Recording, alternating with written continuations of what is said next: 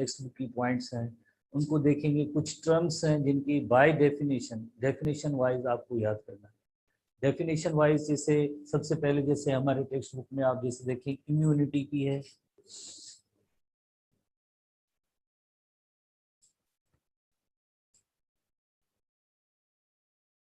Number 1 is the immunity. जैसे ये तो जनरल जैसे टर्म है, आप इंग्लिश या जनरल लैंग्वेज में भी यूज करते हैं। इम्यूनिटी लफ्ज की मीनिंग होती है जैसे तहफ़्फ़ुज़, बचाव, प्रोटेक्शन, तो उसे जनरली हम कहते हैं कि इम्यूनिटी है। इम्यूनिटी तो यानी body response to foreign particle. अगर कोई ऐसा फॉरेन पार्टिकल जैसे बैक्टीरियम है या वायरस है, अगर हमारी बॉडी में जैसे कोई इंटर होने की कोशिश करता है तो यकीनन हमारी बॉडी के अंदर एक ऐसा डिफेंस सिस्टम होगा उस बैक्टीरियम या उस वायरस या पैथोजेनिक एजेंट के अगेंस्ट कि उससे हम जो है तहफ़्फ़ुज़ पा लेते हैं, उससे हम बच सकते हैं, उससे हम जो ओवरकम कर सकते हैं, उसको हम रेजिस्ट कर सकते हैं।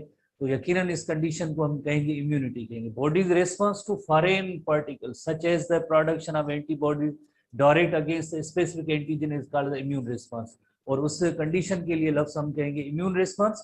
इम्यून रिस्पॉन्स जाहिर है हमारे बॉडी सिस्टम जैसे इम्यून सिस्टम रिस्पॉन्ड करेगा, उसको ओवरकम कर लेगा किसी भी पैथोजन को, किसी भी माइक्रोब को, तो that condition is called immunity, हम उससे कहेंगे इम्यूनिटी।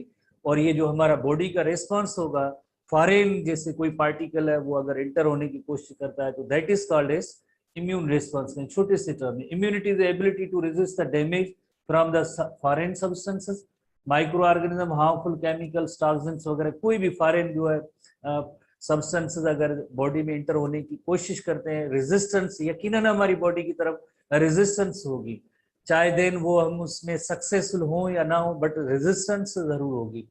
उस कंडीशन के लिए लफ्ज हम इम्यूनिटी कहते हैं। तो इसी इम्यूनिटी यानी तहफ़्फ़ुज़, बचने का जो एक तरीका है डिजीज से, पैथोजन से, टॉक्सिन से, that condition is called immunity. और जो हमारी बॉडी का जो रिस्पॉन्स होगा that response is called immune response, उसे इम्यून रिस्पॉन्स कहेंगे।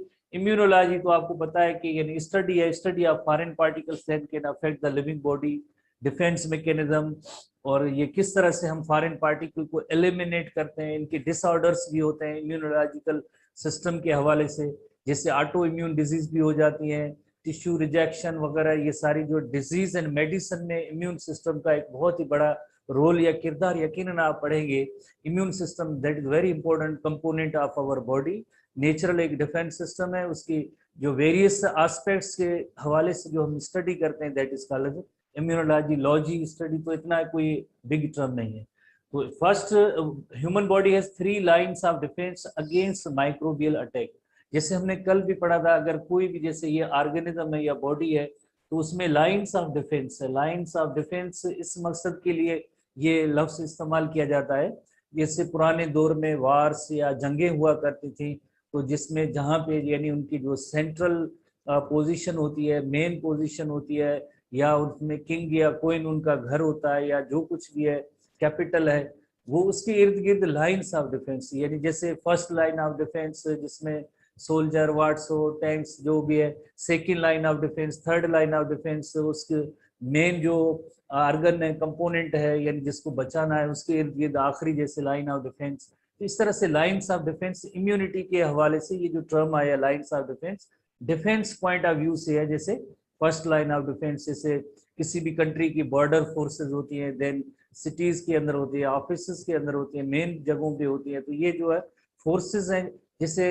साइमल्टेनियसली काम कर रही होती है, हर वक्त हर टाइम पे जैसे काम, ऐसे नहीं है कि जैसे इंतजार हो कि यानी जैसे फर्स्ट लाइन डैमेज हो तो फिर जो सेकंड लाइन वर्क करे, देन थर्ड लाइन करे, इस तरह से नहीं होता। बिल्कुल बॉडी के अंदर जैसे जो डिफेंस सिस्टम है कंट्रीज का, बिल्कुल इसी तरह से हमारी बॉडी का फंक्शन होता है।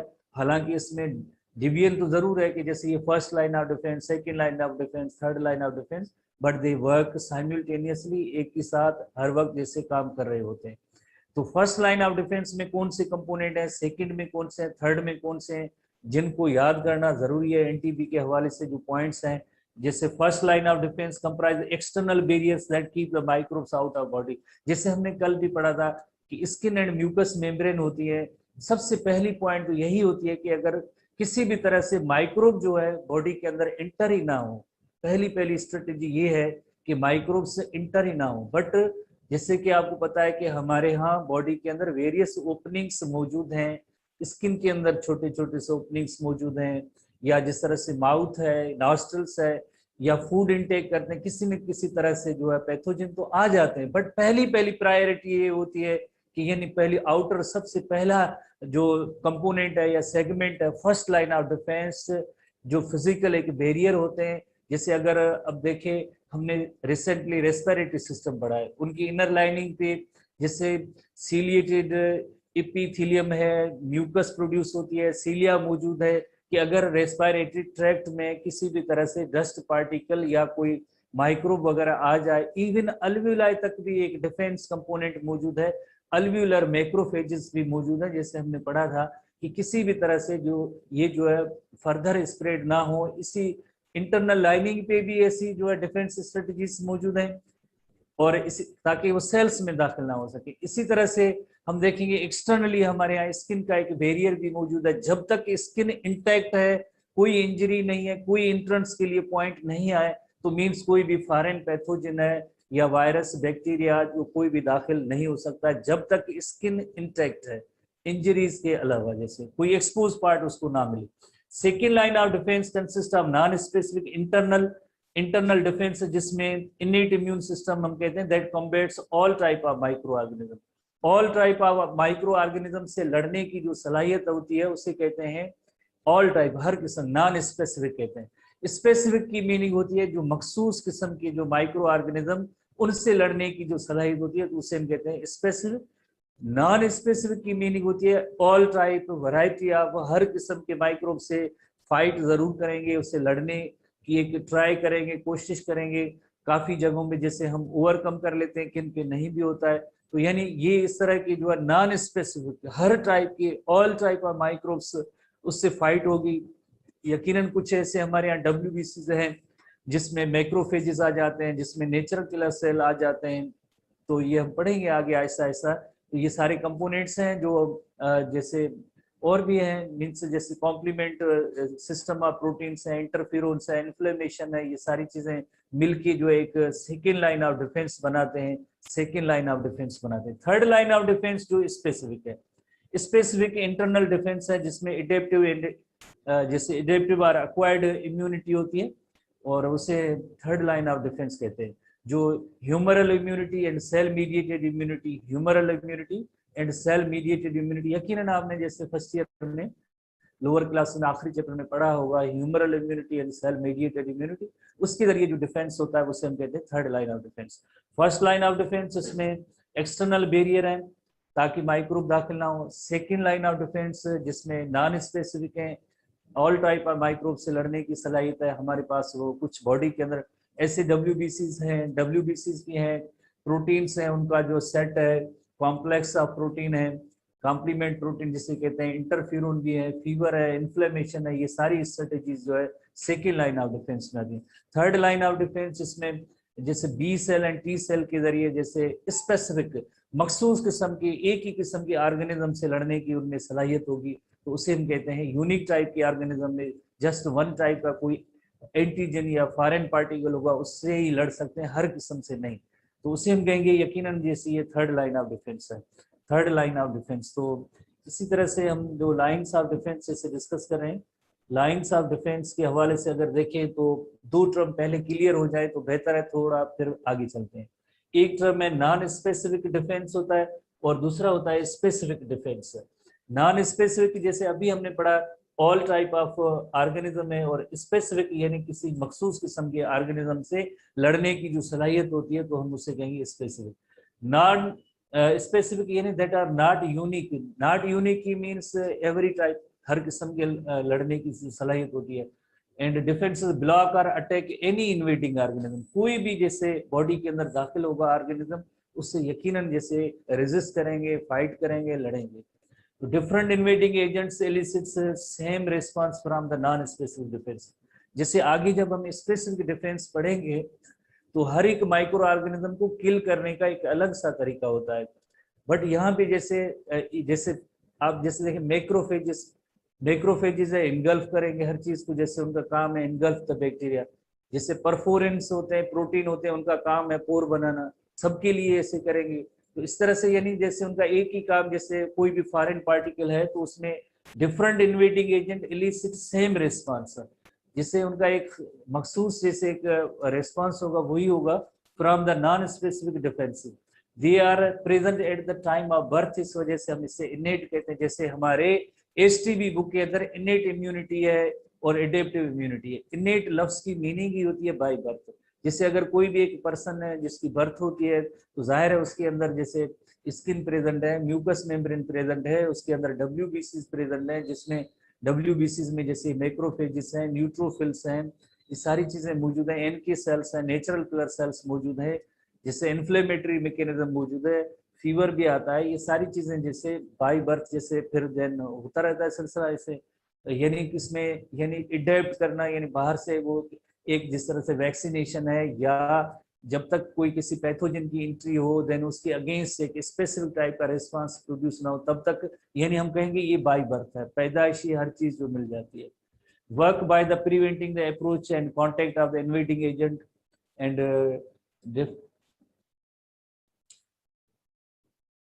डिनाइंग एंट्री, यानी किसी भी पैथोजन की एंट्री को रोकेंगे, और limiting the spread of the invading agent, यानी इनका काम ये होगा कि किसी भी जैसे फॉरेन जैसे पार्टिकल को अलाउ नहीं करेंगे, एंट्री नहीं देंगे, और उसके स्प्रेड को रोकेंगे, किसी भी तरह का ऑर्गेनिज्म और किसी भी तरह का पैथोजन हो या फॉरेन पार्टिकल हो। Non specific defence include physical barrier, एक इसमें फिजिकल बैरियर आते हैं, जैसे अभी हमने पढ़ा फिजिकल बैरियर में क्या आता है, फिजिकल बैरियर के अंदर स्किन आता है, म्यूकस मेम्ब्रेन आती है। फेगोसाइटिक सेल्स हैं, फेगोसाइटिक सेल्स में जैसे एन के सेल्स हैं, मैक्रोफेजेस है, न्यूट्रोफिल्स हैं, ये सारे फेगोसाइटिक सेल्स हैं। इंटरफेरोन्स जैसे एक हमने सिंपल वर्ड्स में प्रीवियसली जैसे डेफिनेशन पढ़ी है, एंटीवायरल प्रोटीन्स हैं, एंटीवायरल प्रोटीन्स हैं। इसी तरह से कॉम्प्लीमेंट प्रोटीन इनमें आ जाते हैं। कॉम्प्लीमेंट प्रोटीन में सेट ऑफ प्रोटीन है, काफी सारे प्रोटीन्स है, मिल्क की जैसे वर्क करते हैं, देन उस किसी भी पैथोजन की मेम्ब्रेन को रप्चर कर देते हैं, पोर बना लेते हैं, तो इसे हम कहेंगे कॉम्प्लीमेंट प्रोटीन। इन्फ्लेमेशन एक कंडीशन डेवलप होती है जब भी जैसे बॉडी के अंदर कोई भी फॉरेन पार्टिकल जैसे आते हैं, या जैसे कोई इंजरी होती है, या जैसे आपने देखा होगा कोई इंसेक्ट है उसका टॉक्सिन है बॉडी के अंदर दाखिल होता है, तो एक स्वेलिंग जैसी कंडीशन डेवलप होती है, एलर्जीज होती हैं, तो जिसमें स्वेलिंग जैसे कंडीशन होती है तो that condition is called inflammation. ये भी हमारी एक डिफेंस स्ट्रेटेजी में है, शामिल है, और किस तरह से इसकी सीरीज ऑफ इवेंट्स होंगे ये सब हमारे टेक्स्ट बुक में हम पढ़ेंगे। फीवर भी एक नॉन स्पेसिफिक डिफेंस में आता है। स्पेसिफिक डिफेंस होता है protect against specific threats, only one type of bacterium या वायरस, किसी भी एक किस्म के बैक्टीरियम वायरस पैथोजन सिर्फ उसी से लड़ने की एबिलिटी होगी, बाकी नहीं, उसका कोई काम ही नहीं होगा। हाईली स्पेसिफिक है and that acquired or adaptive immune system कहेंगे which involves a highly specific recognition of the particular molecular shapes and pathogen and our ability to make the highly specific antibodies to aid in the removal of the pathogen। जैसे कि आपको पता है कि आजकल जैसे Covid है, तो यानी जिस भी पर्सन के अंदर जैसे कोविड की एंट्री होती है तो आपको पता है उसके अगेंस्ट जो है उसमें एंटीबॉडीज तो जरूर बनती है, शॉर्ट लिव्ड होती है, थोड़े अरसे के लिए होती है, उसके बाद फौरन जैसे उस पर कोविड का जैसे असर नहीं होता है। बाकी वायरसेस अटैक कर सकते हैं, कोविड उस पर फिलहाल थोड़े अरसे के लिए, जैसे अभी इतनी ज्यादा रिसर्च नहीं हुई है, कहते हैं कि ये एंटीबॉडीज थोड़े अरसे के लिए होती है, बाद में खत्म हो जाती है।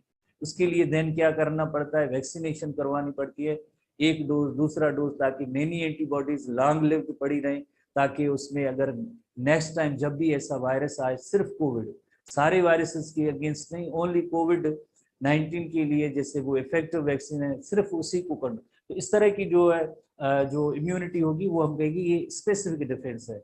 जैसे हेपेटाइटिस बी के हवाले से हम वैक्सीन कराते हैं, टीबी की वैक्सीन है, तो यकीनन जैसे सिर्फ एक ही पर्टिकुलर मखसूस उस पैथोजन की, जैसे पोलियो की वैक्सीन है बच्चों को दी जाती है, तो मीन्स जैसे पोलियो के वायरस से लड़ने की सिर्फ ओनली एंड ओनली वन जो है उसे हम कहेंगे ये स्पेसिफिक है। ऑल टाइप जैसे उसमें पैथोजन से लड़ने से होगी तो उसे हम कहेंगे नॉन स्पेसिफिक। और यू नो वेरी वेल कि एक्वायर्ड और एडेप्टिव इम्यून सिस्टम कब जैसे हासिल होता है, जब या तो हम किसी पैथोजन की जैसे हमारी बॉडी के अंदर वो उसकी एंट्री हो और उसके अगेंस्ट एंटीबॉडीज बने। जाहिर है उसे एंटीबॉडीज बनने से पहले जैसे आपको पता है कि हमारी बॉडी के अंदर बी सेल और टी सेल का जो रेस्पॉन्स होता है वो इस जैसे एक्वायर्ड इम्यूनिटी के जरिए होता है, या ऐसे भी होता है कि एक नेचुरल इन्फेक्शन हो जाए, नेचुरल इन्फेक्शन एक बार जैसे हो जाता है उसके बाद भी जैसे ये इम्यूनिटी आ जाती है। जैसे चिकन पॉक्स आप देखें, चिकन पॉक्स जैसे किसी भी पर्सन को वन टाइम जैसे होता है चिकन पॉक्स, उसके बाद वो वायरस ऐसे नहीं है कि जैसे घर के दूसरे मेंबर्स में अगर चिकन पॉक्स है, एक पर्सन को नहीं हो रहा है तो यानी उसको पहले हुआ था अब नहीं होगा, क्यों नहीं होगा, वाई, बिकॉज उस पर्सन में अब उस चिकन पॉक्स वायरस के अगेंस्ट एंटीबॉडीज बन गई है। तो ये इस तरह से सिर्फ antibodies against chicken pox virus जो होगा, वेरिसुला वायरस है, तो यकीनन जैसे उसको इफेक्ट उसी वायरस के अगेंस्ट होगा, तो उसे हम कहेंगे ये स्पेसिफिक है, और ये ऑल टाइप ऑफ पैथोजन उनसे रेजिस्ट करें उसे हम कहेंगे नॉन स्पेसिफिक। बहरहाल ये चीजें हमारे सिलेबस में नहीं, आपका टाइम जाया किया, सॉरी फॉर दैट, बट ये दो टर्म हमें सीखने थे, दो टर्म सीखने थे, स्पेसिफिक और नॉन स्पेसिफिक। अब हम आते हैं जैसे हम इम्यून सिस्टम में जो फर्स्ट लाइन ऑफ डिफेंस है, you know very well, first line of defence जिसके अंदर intact skin and mucous membrane आती है, intact skin and mucous membrane. Skin तो आउटर बैरियर है जैसे आपको पता है, म्यूकस मेम्ब्रेन कहाँ पे मौजूद है, म्यूकस मेम्ब्रेन डाइजेस्टिव ट्रैक्ट में मौजूद है, डाइजेस्टिव ट्रैक्ट की इनर लाइनिंग जैसे आपको पता है म्यूकस मेम्ब्रेन, और इसी तरह से आपने पढ़ा है रेस्पिरेटरी सिस्टम के अंदर भी जैसे म्यूकस मेम्ब्रेन्स मौजूद हैं, बाकी अदर ऑर्गन्स हैं उनके अंदर भी यकीनन जैसे मौजूद है, इनर लाइनिंग मौजूद है। तो बट हम जैसे एनटीबी में जैसे सिर्फ यहाँ पे दो चीजों का जिक्र है, तो हम उनको ही देखेंगे म्यूकस मेम्ब्रेन के हवाले से जिनकी डिटेल है। तो first line of defence, first line of defence जैसे आपको पता है कि यानी एक बैरियर है, बैरियर है, keep microbes out in the first place, यानी पहले ही पॉइंट में, जैसे अगर यहाँ पे कोई भी एक लाइफ या ऑर्गेनिज्म है तो यहाँ पे पहली पॉइंट है उस ये पहला बैरियर, जैसे हमने कल भी एग्जांपल लिया था, घर की जो कंपाउंड वाल है वो अगर मजबूत है, स्ट्रांग है, तो कोई भी बाहर से एंट्री किसी चीज की नहीं होती है। तो इसी तरह से फर्स्ट लाइन ऑफ डिफेंस का भी रोल यही होता है। जैसे ये फिजिकल बैरियर्स है, human body has two surfaces expose to the environment, जैसे एक तो बाहर की जैसे एनवायरनमेंट से हमारी स्किन का कांटेक्ट है, और इंटरनली जैसे आपको पता है जैसे अगर हम कोई फूड ले या एयर होती है उसके अंदर भी अगर कोई माइक्रोब्स आते हैं तो म्यूकस मेम्ब्रेन वहां पे यानी उनका जो बैरियर आ जाता है।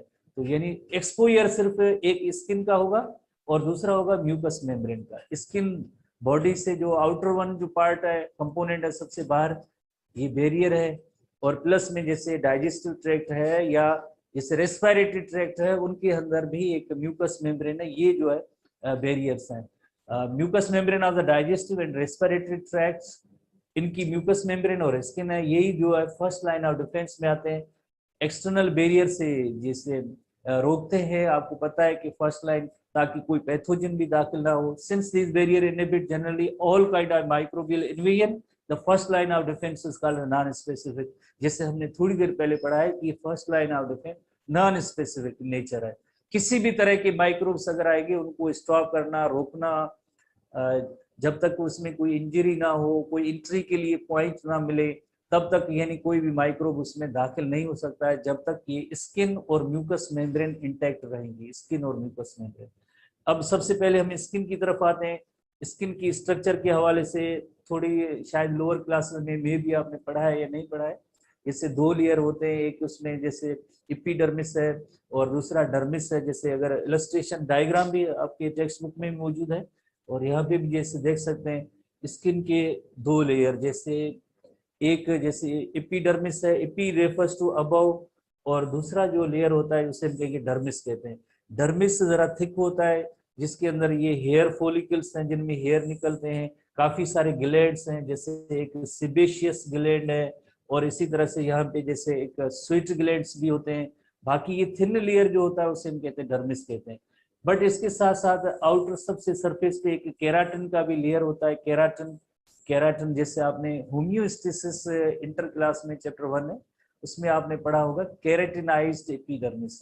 इसकी वजह से जैसे आपने देखा है कि स्किन ये जो हमारी सरफेस मॉइस्ट रहती है और वाटर को स्केप होने नहीं देता है, तो ये जो केराटिन एक प्रोटीन होता है, यही सेम प्रोटीन जो है डिफरेंट एनिमल्स में स्केल्स बनाते हैं, डिफरेंट एनिमल्स में जैसे हूव्स हैं, हॉर्न्स हैं, एनिमल के हॉर्न्स हैं, हूव्स हैं, नेल्स हैं, नेल्स के अंदर भी केराटिन प्रोटीन मौजूद होता है। तो इसी तरह से केराटिन प्रोटीन नेचर ने हमें सबसे आउटर मोस्ट कवर एपिडर्मिस के साथ दिया है, ताकि इसमें पैथोजन वगैरह की एंट्री भी ना हो, इस तरह से भी प्रोटेक्शन इसका है। बाकी squamous epithelial cell so and so, but हम अपने एनटीबी के हवाले से आते हैं कि स्किन के अंदर जैसे थोड़ी सी डिस्क्रिप्शन है, स्किन की इतनी ज्यादा नहीं है। First line of defence 2 layers हैं, एक एपिडर्मिस और डर्मिस है। एपिडर्मिस एंड डर्मिस है। Epidermis is superficial multi cell thick, जैसे आपने स्क्वेमस एपिथेलियल लेयर्स देखे, मल्टी लेयर थिक है, while dermis is inner comparatively thick. तो इनर लेयर यकीनन थिक है, उसके अंदर क्यों वाई थिक है कि उसके अंदर काफी सारे ग्लैंड्स भी मौजूद हैं, जैसे सेबेशियस ग्लैंड है, स्वीट ग्लैंड है, ब्लड वेसल्स हैं, नर्व्स हैं, ये सारी चीजें मौजूद, containing glands, hair follicle, receptor, nerves and blood vessel, ये सब जो है किस पार्ट में होंगे, डर्मिस पार्ट में होंगे, इस वजह से थिक है। Most cells of epidermis have keratin. Keratin एक, जैसे आपको पता है कि प्रोटीन है जो स्केल भी बनाता है, हेयर भी, नेल भी, फेदर्स, हॉर्न्स, क्लॉज, हूव्स, कैलसेस आपको पता है, जैसे अक्सर आपने देखा होगा पाँव के अंदर जैसे जो सोल की जो स्किन होती है कभी कभार जैसे हार्ड हो जाती है, मुसलसल किन चीजों को लग के एक ऐसी हार्ड सी स्ट्रक्चर जो बन जाती है, जिससे हम कहते हैं कैलस कहते हैं।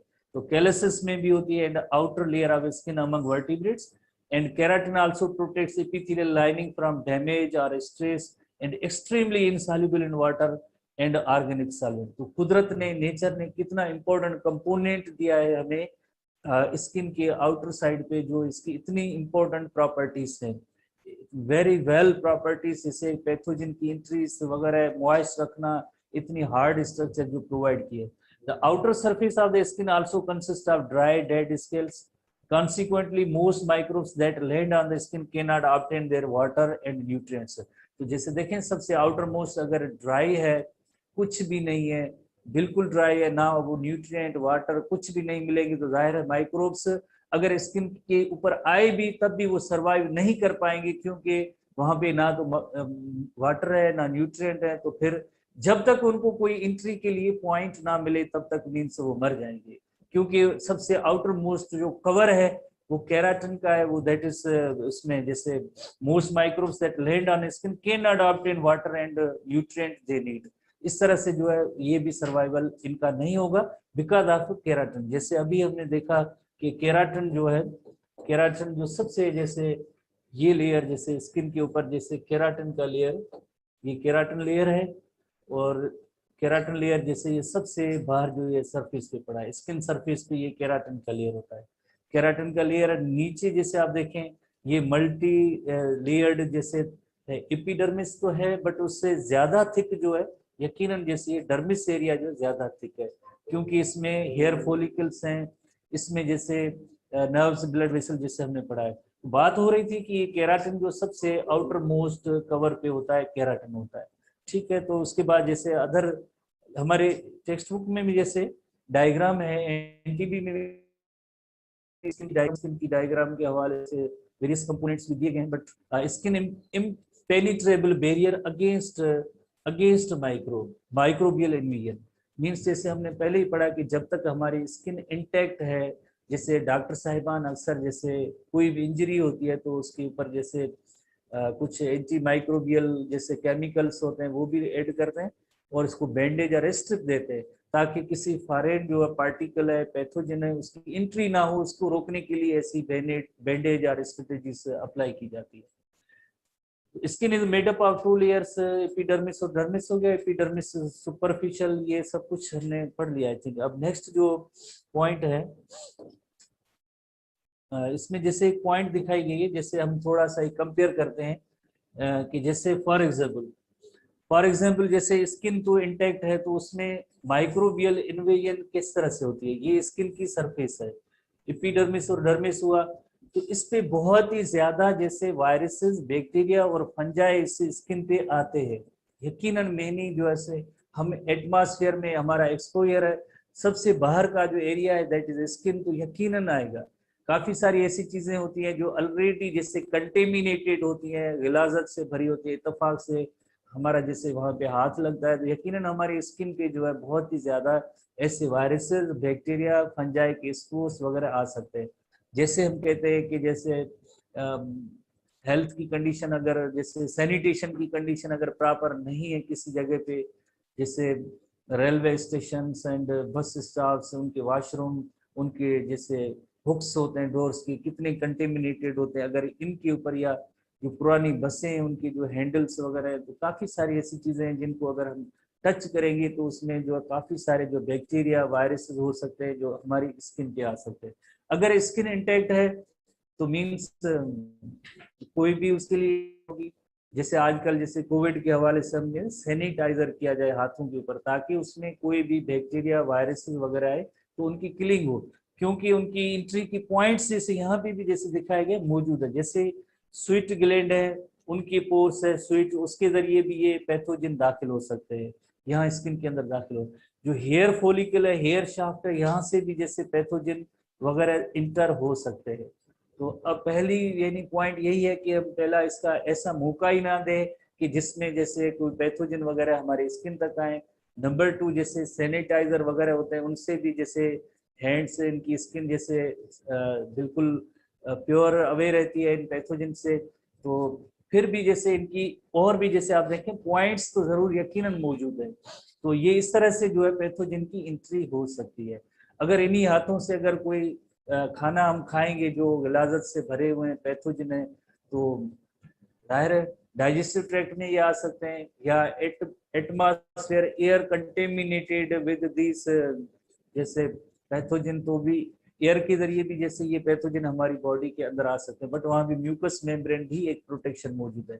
जैसे कल परसों हमने पढ़ा है नोज के अंदर जैसे हेयर्स हैं, सीलिया है, म्यूकस मेम्ब्रेन है, ये सारी चीजें प्रोटेक्शन, नेचुरल नेचुरल प्रोटेक्शन है।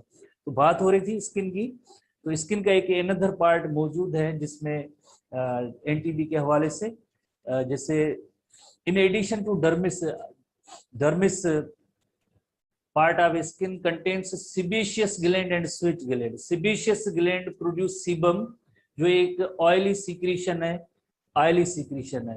नॉर्मल इसके काम भी है, फंक्शन है, बहुत ही इंपॉर्टेंट फंक्शन है। जैसे it coats and moisturises and protects your skin, lubricates the skin and hairs of mammals. उसके अंदर ये सीबम तो ठीक है, बेहतर है, ठीक है, बट इसका एक मेन रोल ये भी है कि जैसे ये पैथोजन वगैरह होते हैं उनको जो है उनकी जैसे एंट्री है उसको भी रोकना, उसको ट्रैप कर लेना। Sweet gland also produce secret sweet, जो एक साल्टी फ्लूइड होती है, generally provides cooling effect of the body. Inter class में होम्योस्टेसिस में हमने पढ़ा है जैसे एवापोरेटिव कूलिंग मैकेनिज्म के जरिए जैसे हमारा बॉडी टेम्परेचर जो है, एवापोरेटिव कूलिंग के जरिए बॉडी टेम्परेचर हमारा जैसे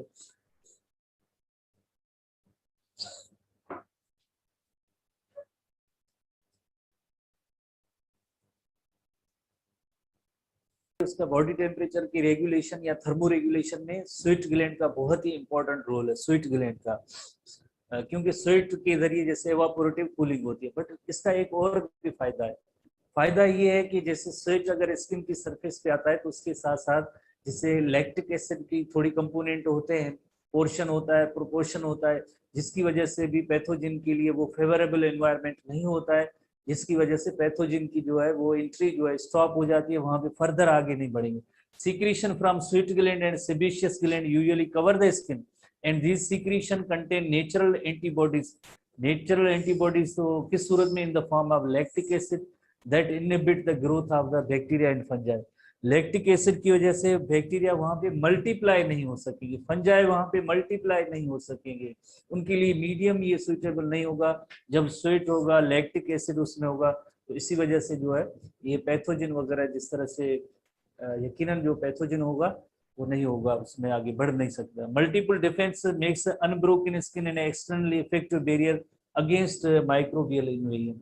तो ये एक बहुत ही अच्छा एक नेचुरल एक डिफेंस सिस्टम है, स्वेट है या सेबम है, जिसके जरिए भी जैसे नेचुरली हम प्रोटेक्टेड रहते हैं अगेंस्ट बैक्टीरिया और सम पैथोजन, बैक्टीरिया और पैथोजन। तो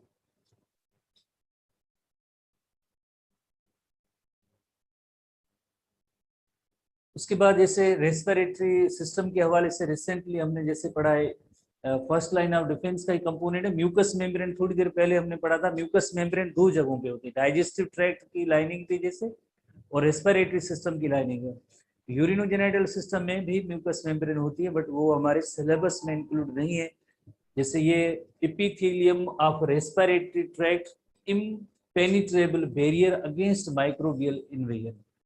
तो रेस्पिरेटरी लाइनिंग एपिथेलियम, उसमें आखिरकार ऐसी क्या चीज है, जैसे हमने पढ़ा है ये नॉस्ट्रल्स हैं, इनके अंदर जो ये एरिया या रीजन है जिससे हम कहते हैं वेस्टिब्यूल, उसके अंदर हेयर्स भी मौजूद हैं। हेयर्स भी एयर को फिल्टर करते हैं, प्लस में यहाँ पे सीलिएटेड एपिथेलियल सेल्स जैसे स्क्वेमस एपिथेलियल सेल्स मौजूद हैं।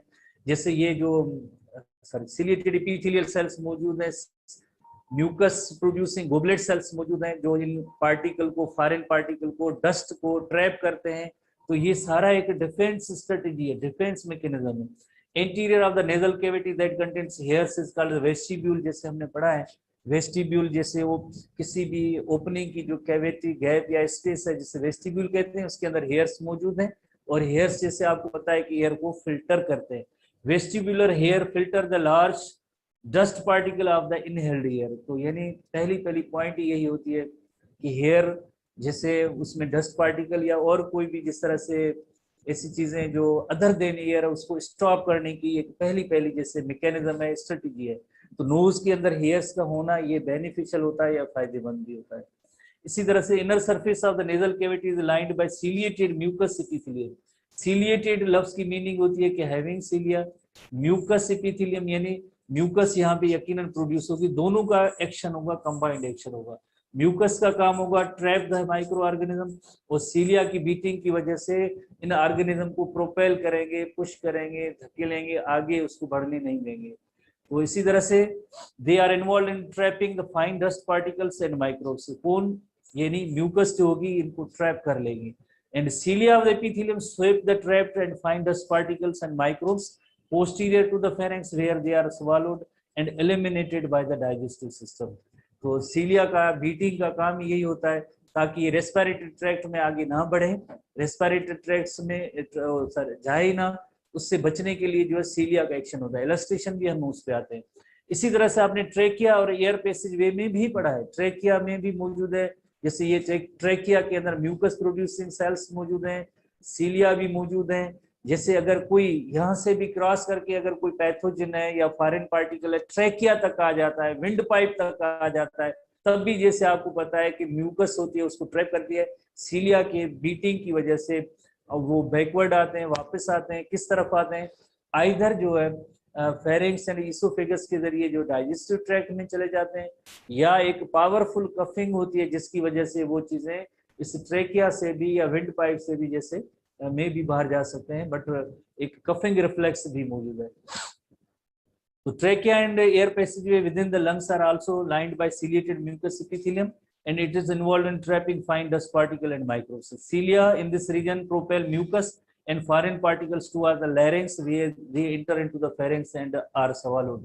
या swallow हो जाते हैं या कफिंग होती है तो वो चीजें बाहर भी आ जाती है।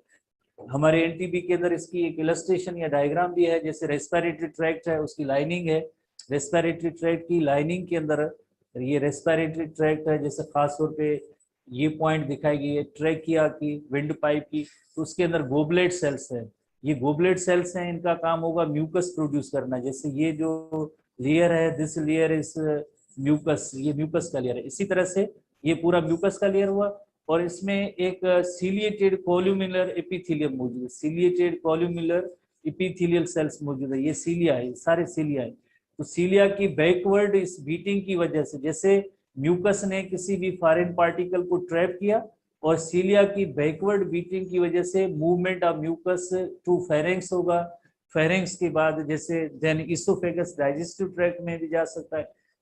जैसे हमने पढ़ा है कफिंग रिफ्लेक्स होगा, तो ये जो है कफ के जरिए भी ये चीजें बाहर जा सकती है। जैसे ये पार्ट्स हैं, ये फॉरेन पार्टिकल्स हैं। फॉरेन पार्टिकल को ट्रैप करना, ये जैसे फॉरेन पार्टिकल थे, इनको ट्रैप करने का काम किसका है, ये म्यूकस के लेयर का है। सीलिया होगी, सीलिया की बीटिंग की वजह से क्या होगा, movement of mucus to the pharynx and digestive system. तो इस तरह से रेस्पिरेटरी ट्रैक्ट को बचा लेते हैं ये म्यूकस मेम्ब्रेन के लिए। म्यूकस जो है यकीनन जो बहुत ही इंपॉर्टेंट कंपोनेंट होता है। वेरी इंपॉर्टेंट कंपोनेंट होता है। जैसे ये म्यूकस लेयर होगा, म्यूकस लेयर होगा, इसका काम जैसे होता है कि जैसे पैथोजन है उनको जैसे रोकना, बैक्टीरिया है, वायरसेस हैं, या फंजाई की स्पोर्स हैं, फंजाई की स्पोर्स हैं, वायरसेस है, बैक्टीरिया है, उनको ये ट्रैप कर लेते हैं। गोबलेट सेल जो होता है उसका काम होता है म्यूकस प्रोड्यूस करना। बाकी जैसे देखें सीलिएटेड सेल्स हैं जिनमें ये सीलिया है, इनकी बीटिंग की वजह से जो है यकीनन जैसे बॉडी से ये बाहर जा रेस्पिरेटरी ट्रैक्ट से ये बाहर जा सकते हैं। ठीक है, तो इस तरह से सीलिया एंड म्यूकस का एक कंबाइंड एक्शन होता है जिसकी वजह से जैसे हमें एक डिफेंस है, ये डिफेंस की स्ट्रेटजी है। मोर ओवर जैसे हमने अल्विलाई में थोड़ा बहुत पढ़ा था, अल्विलाई के अंदर मैक्रोफेजेस भी है। जैसे देखें कितना एक डिफेंस स्ट्रेटजी है। जैसे रेस्पिरेटरी ट्रैक्ट म्यूकस है, सीलिया है, बट अप टू द अल्विलाई जैसे अल्व्यूलर मैक्रोफेजेस भी हैं जिनकी वजह से भी जैसे पैथोजन की किलिंग वगैरह भी होती है। तो ये सारी चीजें नेचुरल, जैसे फर्स्ट लाइन ऑफ डिफेंस में सीलिया, म्यूकस मेम्ब्रेन, ये हेयर्स सब फर्स्ट लाइन ऑफ डिफेंस की स्ट्रेटजीज हैं। इसी तरह से हमने ये टॉपिक अगेन भी हमने पढ़ा है, जैसे डाइजेस्टिव ट्रैक्ट के हवाले से है। डाइजेस्टिव ट्रैक्ट की लाइनिंग है, उसमें भी जैसे जीआईटी या गैस्ट्रोइंटेस्टाइनल ट्रैक्ट है, उसमें भी जैसे आपको पता है, उसमें भी जैसे एक बहुत इंपॉर्टेंट कंपोनेंट खास तौर पे स्टमक के अंदर है। स्टमक के अंदर आपको पता है HCl, स्टमक के अंदर HCl सीक्रेट होता है जिसका काम और भी है, डाइजेस्टिव सिस्टम के हवाले से भी है। जैसे आपने पढ़ा है pepsinogen is converted into pepsin HCl की वजह से। बट HCl का एक काम ये भी है, it kills the pathogens, bacteria, इनको किलिंग करने का काम इस HCl का है। प्लस में आप जैसे देखें, जैसे हम मुंह के अंदर खाना जैसे इंजेक्शन करते हैं तो सिलाइवा रिलीज होती है। सिलाइवा के अंदर जैसे उसकी कंपोजिशन आप स्टूडेंट्स को याद है, सिलाइवा की कंपोजिशन, उसमें सिलाइवरी अमाइलेज एंजाइम भी है, लाइसोजाइम एंजाइम भी है। लाइसोजाइम एंजाइम का काम क्या होता है? Killing of bacteria. कोई पैथोजन वगैरह बैक्टीरिया होता है उसको भी किल करने का एक जैसे एंजाइम है, दैट इज कॉल्ड लाइसोजाइम। तो ये डिफेंस स्ट्रेटजीज हैं हमारे डाइजेस्टिव सिस्टम के हवाले से। तो epithelium of the digestive tract in impenetrable, यानी जिसमें कोई चीज दाखिल ना हो सके, ऐसा एक डाइजेस्टिव सिस्टम का एक कंपोनेंट। जैसे आउटर पार्ट जैसे आपने पढ़ा था serosa, muscularis, submucosa and then mucosa, internal mucosa, उनका ऐसा लेयर है कि वहीं से जैसे कोई पैथोजन एंट्री उसकी नहीं होती है। Impenetrable barrier against microbial invasion. Invasion की मीनिंग होती है जैसे अटैक करना, दाखिल होना, इंटर होना, इन्वेड करना, उससे इन्वेजन है। GIT is covered by mucous membrane which protects the GIT from microbial invasion by means of various kinds of secretion। कैसे सिक्रीशन? एक सिक्रीशन है HCl की, हाइड्रोक्लोरिक एसिड स्टमक में सीक्रेट होता है। कौन सीक्रेट करते हैं? ऑक्जेंटिक और parietal cells that kill the bacteria present in the food, जैसे हमने पढ़ा है। In addition to digestive tract,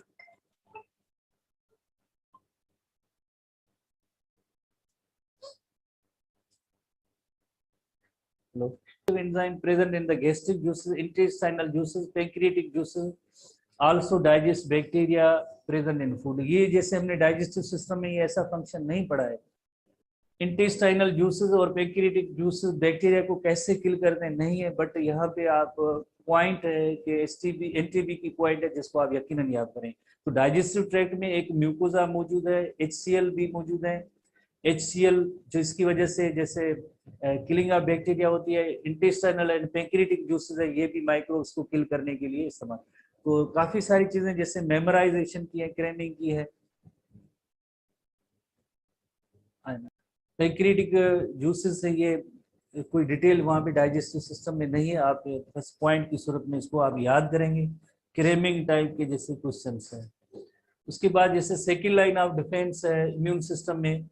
second line of defence, first line के बाद सेकेंड लाइन ऑफ डिफेंस, इसके वेरियस कंपोनेंट्स हैं। जैसे हमने पहले ही पढ़ा है कि सेकेंड लाइन ऑफ डिफेंस में काफी स्ट्रेटेजीज हैं, एक दो भी नहीं, काफी स्ट्रेटेजीज हैं, जिसमें एक जैसे फेगोसाइट्स भी है, इन्फ्लेमेटरी रेस्पॉन्स है, इन्फ्लेमेटरी रेस्पॉन्स भी है, फीवर भी है, इंटरफ्यूरोन भी है, तो कॉम्प्लीमेंट प्रोटीन भी है, काफी सारी स्ट्रेटेजीज हैं मिल के सेकेंड लाइन ऑफ डिफेंस बना दें। सेकेंड लाइन ऑफ डिफेंस भी नॉन स्पेसिफिक नेचर है। First line of defence non specific nature, second line of defence is also known specific in nature. ये ऐसे छोटी छोटी सी पॉइंट्स हैं आपके जहन में होनी चाहिए। तो सेकेंड लाइन ऑफ डिफेंस जो नॉन स्पेसिफिक इन नेचर है, जिसकी हमने थोड़ी डिटेल सुबह पहले ही डिस्कस की थी। तो if microbes become successful to penetrate the skin और mucous membrane, then second line of defence action में आ जाती है। जैसे अगर फर्स्ट लाइन ब्रेक हो किसी भी तरह से, पैथोजन अगर फर्स्ट लाइन को क्रॉस करके आ जाते हैं, तो यकीनन एक डिफेंस की स्ट्रेटेजी के हवाले से एक सेकेंड लाइन ऑफ डिफेंस भी है। सेकेंड लाइन ऑफ डिफेंस के अलग कंपोनेंट हैं जो हम पढ़ेंगे। सेकेंड लाइन ऑफ डिफेंस 3 जो नॉन स्पेसिफिक इंटरनल डिफेंसेस हैं। पहले फर्स्ट डिफेंस में standing army of phagocytic cells and natural killer cells, NK cells and phagocytes. WBC हैं एक्चुअली, ये हमारे ब्लड में जैसे आपने पढ़ा होगा WBCs की टाइप्स हैं, phagocytic cells and natural killer cells, NK cells short form कहते हैं। दूसरी स्ट्रेटेजी है invasion of pro inflammatory response. WBCs में क्या पढ़ेंगे हम? NK सेल्स है, NK सेल्स हैं, फैगोसाइट्स हैं, फैगोसाइट्स हैं, न्यूट्रोफिल्स है, न्यूट्रोफिल्स है, न्यूट्रोफिल्स, ये सारे जो है इसमें WBCs की जो phagocytic cells and natural killer cells है। इन्फ्लेमेटरी रिस्पांस, इससे आपको पता है इन्फ्लेमेशन लफ्ज की मीनिंग होती है स्वेलिंग होती है। बॉडी के अंदर जब भी कोई पैथोजन की एंट्री होती है या माइक्रोबियल इन्वेजन होती है, तो उस पार्ट में या उस बॉडी के हवाले से स्वेलिंग होगी, पेन होगा, रेडनेस होगी, हीट होगी, टेम्परेचर होगा उस जगह पे। तो overall this condition is called the inflammation.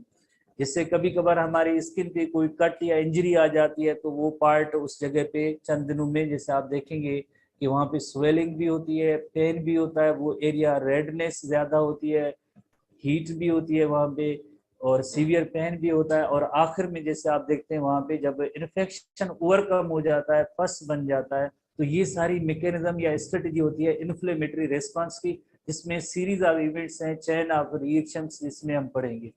तीसरी स्ट्रेटेजी है फीवर, जिससे बुखार कुदरती तौर पे जैसे आता है किसी भी इन्फेक्शन का, उसका भी फायदा है या बेनिफिट है, जो हम पढ़ेंगे सेकेंड लाइन ऑफ डिफेंस में।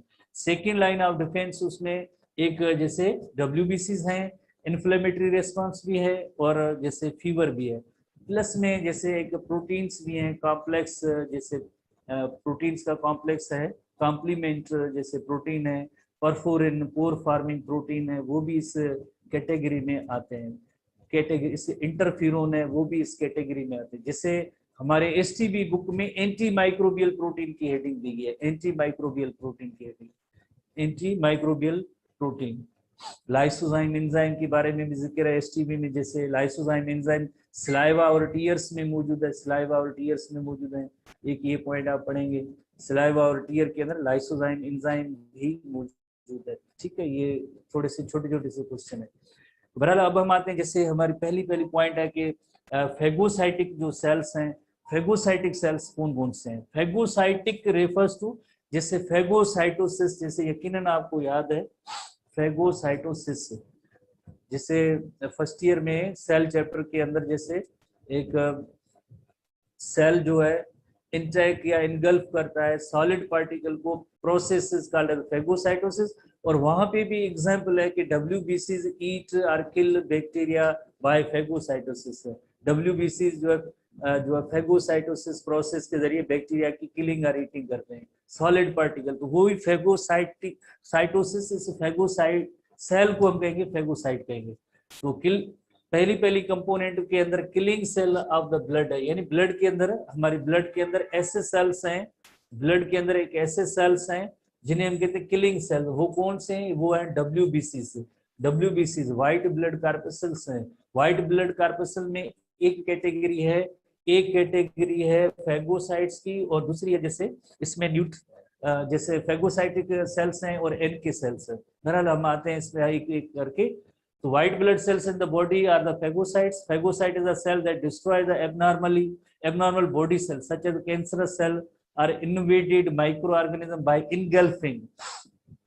जैसे आपको याद होगा कि जैसे कोई एक ये फैगोसाइट है और ये बैक्टीरियम है, बैक्टीरियम को ये इनगल्फ करता है और देन यहाँ पे एक वेजिकल बन जाता है। और इस जैसे WBCs के अंदर जैसे लाइसोसोम्स होंगे, लाइसोसोम्स के अंदर क्या हो सकता है यहाँ पे हाइड्रोलाइटिक एंजाइम्स होंगे, इस जैसे वेजिकल के साथ फ्यूज होगा और इस बैक्टीरियम की किलिंग हो जाती है। तो इस तरह से बैक्टीरिया की किलिंग होती है।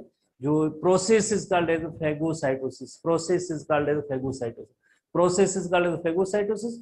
और ऐसे ब्लड सेल्स फैगोसाइटोसिस में एक है जैसे मैक्रोफेजिस हैं और दूसरे हैं न्यूट्रोफिल्स हैं, मैक्रोफेजिस एंड न्यूट्रोफिल्स। मैक्रोफेजिस जैसे आपको पता है, मैक्रो लफ्ज की मीनिंग ही लार्ज होती है, बिग, बिग ईटर। जैसे हमारे एसटीबी में क्लियर लिखा हुआ है, they are commonly called big eaters. Actually ये मोनोसाइट्स होते हैं हमारे डब्ल्यूबीसी, वहीं से जैसे ये इनकी जो है जैसे यहाँ तो जस्ट एक मैकेनिज्म है, थोड़ी सी इलस्ट्रेशन है कि ये कोई बैक्टीरियम है, बैक्टीरियम है तो ये डब्ल्यूबीसी का टाइप है फैगोसाइट, उसको कैसे किल करते हैं। तो इस हवाले से जैसे ये इलस्ट्रेशन है किस तरह से इसकी किलिंग होती है।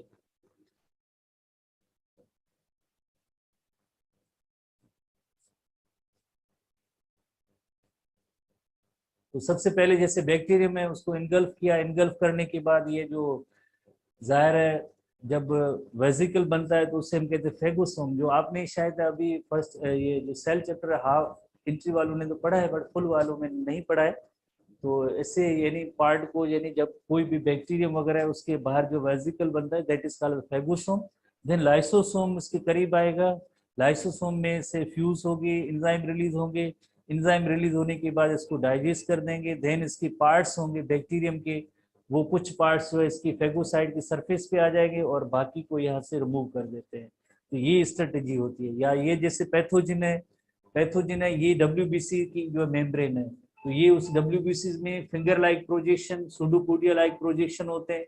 जैसे ये पैथोजिन देखें, ये कोई पैथोजिन है, ये डब्ल्यूबीसी है, ये डब्ल्यूबीसी फेगोसाइट है। तो ये बैक्टीरियम जैसे पैथोजिन है, उसको pseudopodia like finger like projection के जरिए उसको इसने ट्रैप किया, देन इनगल्फ किया।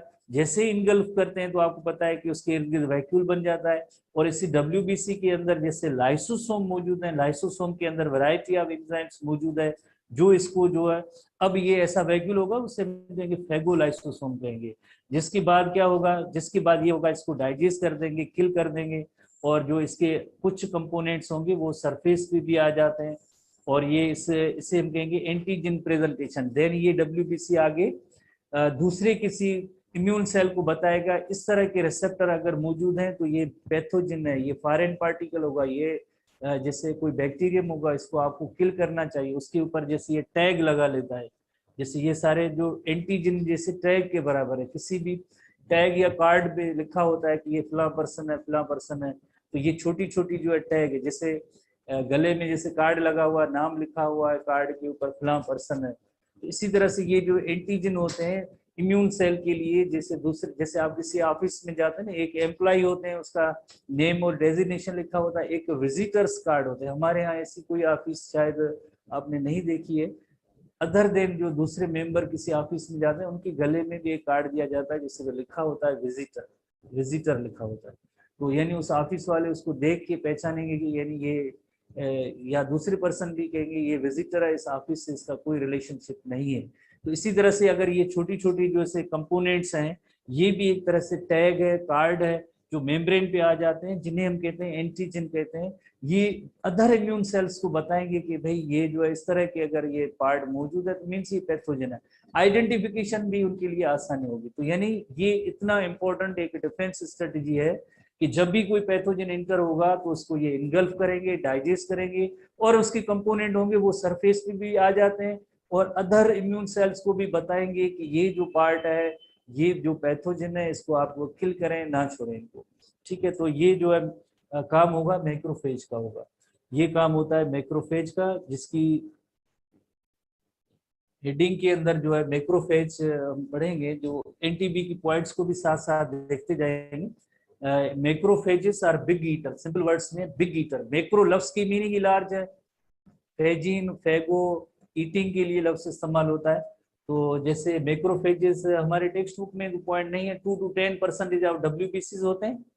और ये मैक्रोफेजेस आगे दूसरे सेल्स वगैरह में, बहरहाल ये आगे हमारे काम की चीजें नहीं है। जो macrophages are derived from monocytes, और monocytes that leave the blood are called macrophages. First year में ब्लड कंपोनेंट है डब्ल्यूबीसीज के जो टाइप्स हैं, उसमें डब्ल्यूबीसीज के टाइप में अग्रेन्युलोसाइट एंड ग्रेन्युलोसाइट्स कंपोनेंट हैं। ग्रेन्युलोसाइट और अग्रेन्युलोस का एक चार्ट मौजूद है, अगर थोड़ा टाइम मिल जाए तो देख लेना। तो इसमें ये सारे डब्ल्यूबीसीज की टाइप है, तो उनमें उनमें से फर्दर डिफरेंशिएशन होती है, तो ये उसमें मैक्रोफेजेस बनते हैं। मैक्रोफेजेस, मैक्रो लफ्ज की मीनिंग है लार्ज, फेजिन की मीनिंग है टू ईट, यानी बिग ईटर्स है। Monocytes are formed in the bone marrow, तो आपको पता है कि हमारी blood cell formation bone marrow के अंदर होती है। देन फर्दर डिफरेंशिएशन होती रहती है, वेरियस टाइप के सेल्स बनते हैं। ओरिजिनली बोन मैरो के अंदर सेल्स बनते हैं, ये blood cells WBC RBC various types बनते जाते हैं। तो मोनोसाइट से मैक्रोफेजेस बनते हैं। सिंपल वर्ड्स में ये है कि मोनोसाइट डब्ल्यूबीसी का एक टाइप है, उसमें डिफरेंशिएशन होगी तो उसमें मैक्रोफेजेस बनेंगे। Bone marrow through the macrophages generally found in the organs such as lungs, liver, spleen, kidney and lymph nodes rather than remaining in the blood. Very interestingly, bone marrow के अंदर जैसे monocytes हैं differentiate होंगी macrophages में। Macrophages अब यानी different organs तक पहुंच के वहां पे बैठे हैं। जैसे कुछ जो है मैक्रोफेजेस हमने पढ़ा था, जैसे अल्व्यूलाई में पढ़ा था, आपको याद है अल्व्यूलस के अंदर अल्व्यूलर मैक्रोफेजेस, यानी वो अल्व्यूला का हिस्सा, अल्व्यूलाई का हिस्सा हो गया। इसी तरह से लिवर के अंदर भी मैक्रोफेजेस बैठे हैं, इसी तरह से स्प्लीन के अंदर है, किडनी के अंदर है, लिम्फ नोड के अंदर है, मैक्रोफेजेस बैठे हैं। अब इनका काम क्या होगा, यकीनन जैसे कोई भी बैक्टीरियम आएगा तो उसको इनगल्फ करेंगे, फेगोसाइटोसिस करेंगे। सर्कुलेशन पार्ट में जैसे अभी ये नहीं रहे। In these organs they patrol within the free spaces among the cells and provide protection by trapping and destroying the micro organism entering the tissues. जैसे अगर एक जैसे हम एक थोड़ा सा छोटा एग्जांपल लेते हैं, लेमेंस एग्जांपल लेते हैं। अगर कोई एक सिक्योरिटी पर्सनल है जहाँ पे उसकी यानी उसको ट्रेंड किया जाता है कि आपको इस तरह से सिक्योरिटी प्रोवाइड करनी है, देन ऐसे सिक्योरिटी अगर वो ट्रेंड हो चुका है, उसको जैसे दूसरे लोग जैसे हायर करते हैं इस पर्सनल को, तो जाहिर है जिस जगह पे वो रहेगा तो उसकी ट्रेनिंग ही यही है कि इस तरह से जो है किलिंग करनी है या ट्रैप करना है, कुछ भी करना है, पकड़ना है, रोकना है, स्टॉप करना है। तो इसी तरह से मोनोसाइट बने थे बोन मैरो के अंदर, देन वो ट्रांसपोर्ट हो गए किसमें, वेरियस ऑर्गन्स में। उन ऑर्गन्स में ये घूमते रहते हैं, मैक्रोफेजेस ऑर्गन्स में घूमते रहते हैं, देखते रहते हैं कि कहीं भी कोई पैथोजन तो नहीं आया। पैथोजन आया है तो फौरन उसको इनगल्फ कर लेते हैं, फेगोसाइटोसिस कर लेते हैं। ठीक है, they patrol within these tissues. Patrol लफ्ज की मीनिंग तेल नहीं, पेट्रोल की मीनिंग है घूमना, पेट्रोलिंग करना। जैसे फोर्सेस पेट्रोलिंग करते हैं, रोडों पे ऐसे खाली खाली गाड़ियों में चलते रहते हैं, घूमते रहते हैं, कभी पैदल, कभी गाड़ी पे, कभी बाइक पे, उसे हम कहते हैं पेट्रोलिंग कहते हैं। तो ये पेट्रोलिंग करते रहते हैं टिश्यूज के अंदर, कहीं पे भी अगर पैथोजन वगैरह नजर आ गया तो उसको किल करेंगे। ठीक है, तो they in these organs they patrol within free spaces among the cells and provide protection by trapping and destroying micro organism entering the tissues. अगर कोई टिश्यू में जैसे कोई दाखिल भी हो गया तो उसको किल कर देंगे। बस एक पॉइंट पढ़ेंगे, उसके बाद हम फिजिक्स की क्लास इससे कंटिन्यू उस वजह से। Macrophages interact with microbes on their surface. They not only engulf and destroy them, but they also display some parts of microbes on the surface that can other body cells may also be informed. जैसे अभी हमने थोड़ी illustration देखी थी कि जैसे microbe कोई आता है तो WBC का एक टाइप मैक्रोफेज उसको इनगल्फ करता है, डाइजेस्ट करता है, और उसकी पार्ट्स जो होते हैं छोटे छोटे पार्ट्स अब उस WBC मैक्रोफेज की सरफेस पे आ गए। सरफेस पे आ गए तो अब यानी दूसरे इम्यून सेल्स के लिए एक आइडेंटिफिकेशन है, उसके लिए एक इंफॉर्मेशन है। अगर ये ऐसे इस तरह की जो पॉइंट्स हैं या एंटीजन अगर किसी में पाए जाए तो यकीनन ये कोई पैथोजन होगा, उसको आप किलिंग करें। ये एक तरह से हेल्प देते हैं दूसरे इम्यून सिस्टम सेल्स को, इस तरह की अगर एंटीजन उनको मिल जाए तो उसको डाइजेस्ट करें। तो यही पॉइंट जो अभी हमने थोड़ी देर पहले इलस्ट्रेशन में देखी थी वही सेम है कि जैसे ही मैक्रोफेज जो इंटरेक्ट करेगा माइक्रोब के साथ और उसके बाद जैसे आपको पता है डिस्ट्रॉय भी करेगा, उसके कुछ पार्ट्स जो है सरफेस पे आ जाते हैं और सरफेस पे, ताकि दूसरे इम्यून सेल वो भी इन्फॉर्म हो इस जैसे एंटीजन के बारे में या पैथोजन के बारे में। Macrophages also secret many different proteins which they perform when they perform phagocytosis of the microbes some of these protein trigger the maturation of monocytes into macrophages, thereby increasing the number, and some other proteins also stimulate specific immune response. Specific immune response, they are important antigen presenting cells to T cell. ये हमारे NTB में नहीं है, इजाफी है।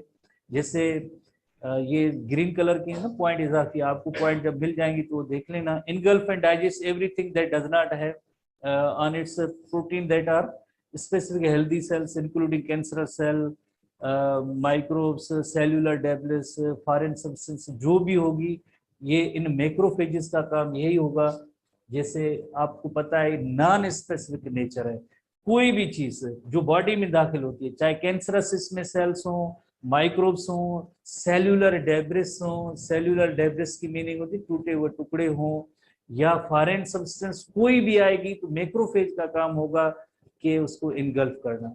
उसमें जैसे आगे हम पढ़ेंगे, जब सेल उनके ऊपर रिसेप्टर्स आते हैं या कुछ एंटीजन आते हैं, वो स्पेसिफिकली उसी को किल करेंगे। तो ऐसी कोई चीज नहीं है, जस्ट ये देखना है कि ये फॉरेन पार्टिकल है, उसको किल करना है। तो इसमें ये नहीं कोई, जैसे ये नॉन स्पेसिफिक इन नेचर है, कोई भी चीज अदर देन ऑन जो भी चीज आएगी उसको ये किल करेंगे। बस एक डायग्राम है, इसको आप देख लेना। इसमें जो मैक्रोफेजेस की है डायग्राम पेज नंबर 294 पे मौजूद है, जिसमें आप देखें 294 पे, यहाँ पे अब नहीं है फिलहाल। बैक्टीरिया जैसे 294 एनटीबी बुक में आप देखें, बैक्टीरिया आए, मैक्रोफेजेस ने अटैक किया, macrophages engulf bacteria, display part of them on surface. Surface पे आ गए तो यानी दूसरे इम्यून सेल्स के लिए वो क्या होगा कि उनके लिए एक कार्ड होगा, आइडेंटिफिकेशन होगी, इंफॉर्मेशन होगी कि ये पैथोजन है। इसी तरह से बाकी जैसे ये कुछ ऐसे प्रोटीन सीक्रेट करेंगे जो मोनोसाइट को अगेन स्टिमुलेट करेंगे, क्या बनाने के लिए, मैक्रोफेज, मजीद मैक्रोफेजेस बनेंगे। प्लस में एक एरो ये भी है कि ये जैसे ऐसे प्रोटीन प्रोड्यूस करेंगे जिसकी वजह से बॉडी टेम्परेचर रेज होगा, फीवर होगा, और फीवर कुदरती तौर पे नेचुरली हमारे लिए बेनिफिशियल होता है। उस डिजीज वाली कंडीशन में या पैथोजन अगर एंटर हो गए हैं तो उसको उनकी ग्रोथ को रोकने के लिए, टिश्यू रिपेयर के लिए फीवर का होना जरूरी होता है। तो यहाँ पे प्रोटीन के हवाले से आप देखें ना, तीन चीजें हैं। एक यही प्रोटीन जो है स्पेसिफिकली जैसे सरफेस पे आ जाएंगे, दूसरे इम्यून सेल को जैसे इंफॉर्मेशन देंगे कि ये पैथोजन है। यही प्रोटीन जो है कुछ इसमें ऐसे सीक्रेट होंगे, फीवर कराएंगे, और यही प्रोटीन होंगे जिसकी वजह से monocyte are converted into macrophages. ये सारे काम इन प्रोटीन्स की वजह से ही होता है। ठीक है, बाकी जैसे हम अब फिजिक्स का क्लास होगा, आज आपका इम्यून सिस्टम का इवनिंग में क्लास होगा, इससे आगे कंटिन्यू होगा। आप क्लास अटेंड करेंगे सब स्टूडेंट्स, टाइम जो है ग्रुप में शेयर किया जाएगा। ठीक है, तो नेक्स्ट क्लास फिजिक्स की।